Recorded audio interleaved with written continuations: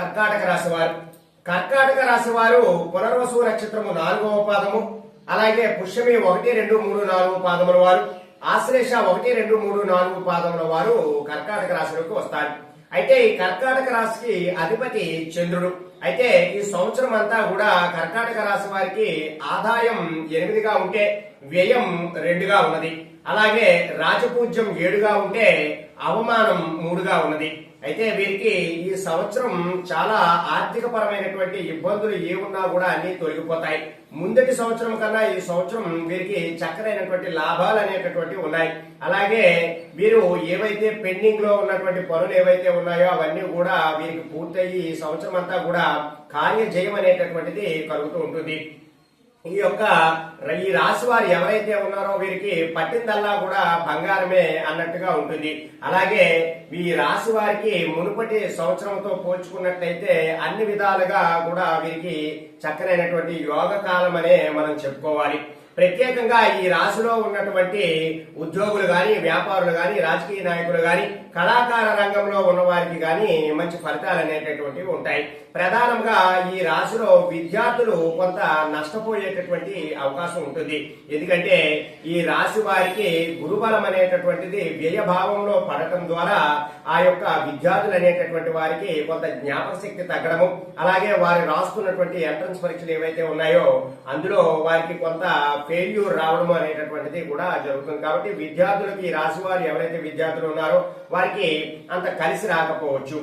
ఇంకా ఈ రాశి వారికి నూతన వ్యక్తులు పరిచయం అనేటటువంటిది ఏర్పడుతుంది. ఆ వ్యక్తులు కూడా ఎలా ఉంటారు అంటే మంచి హోదాలో ఉన్నటువంటి వ్యక్తుల ద్వారా ఈ కర్కాటక రాశి వారికి పరిచయాలు అనేటటువంటివి పెరుగుతాయి. అలాగే ఈ రాశిలో ఉన్న వారికి సంవత్సరం అంతా కూడా స్త్రీ సాంగత్యం అనేటటువంటిది చాలా ఎక్కువగా ఉంటుంది.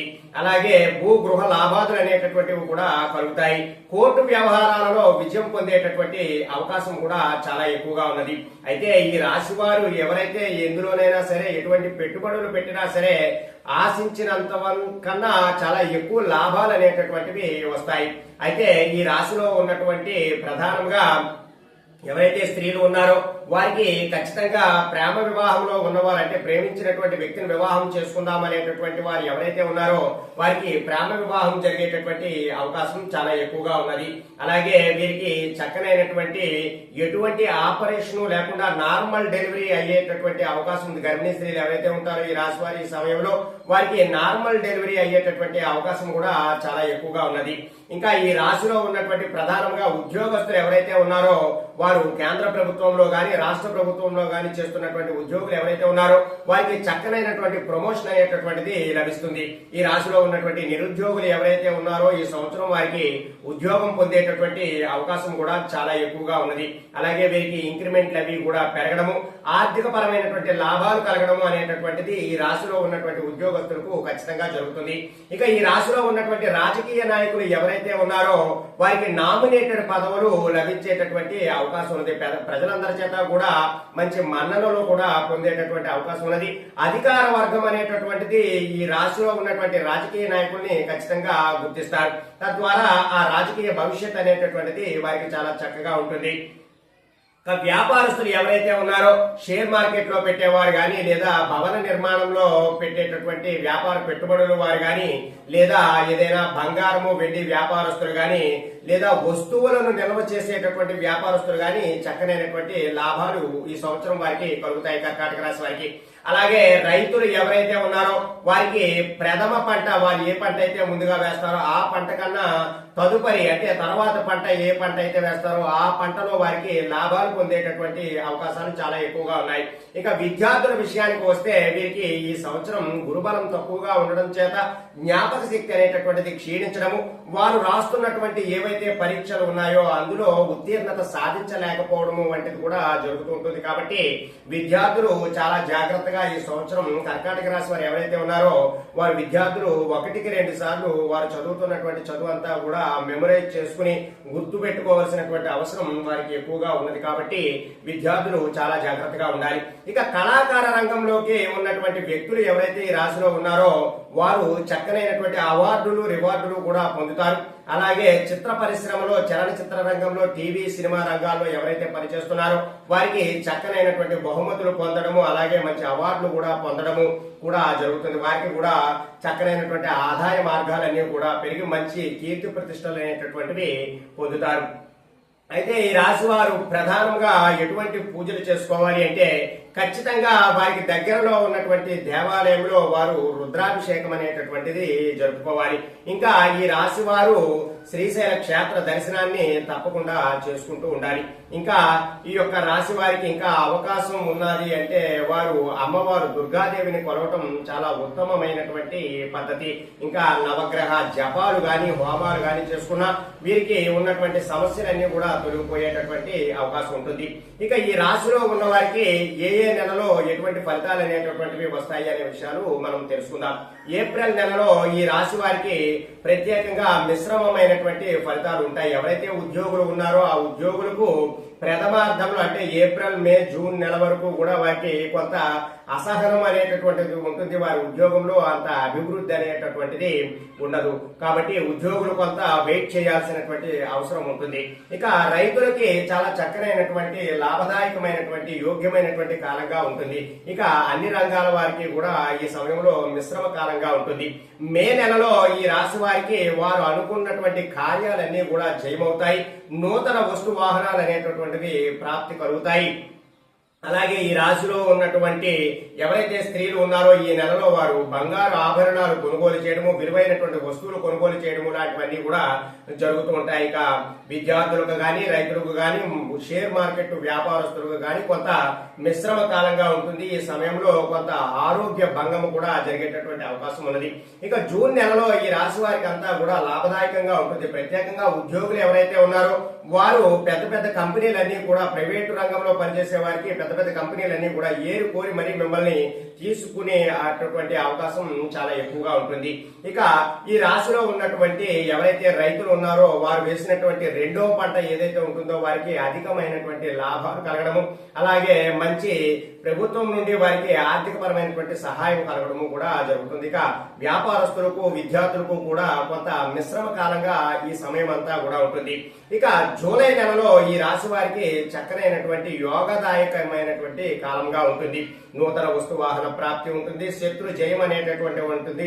ఏదైనా కోర్టు సంబంధిత వ్యవహారాలు ఈ సమయంలో ఉన్నట్లయితే ఆ కోర్టు వ్యవహారాలలో వీరు విజయం పొందేటటువంటి అవకాశం కూడా ఉన్నది.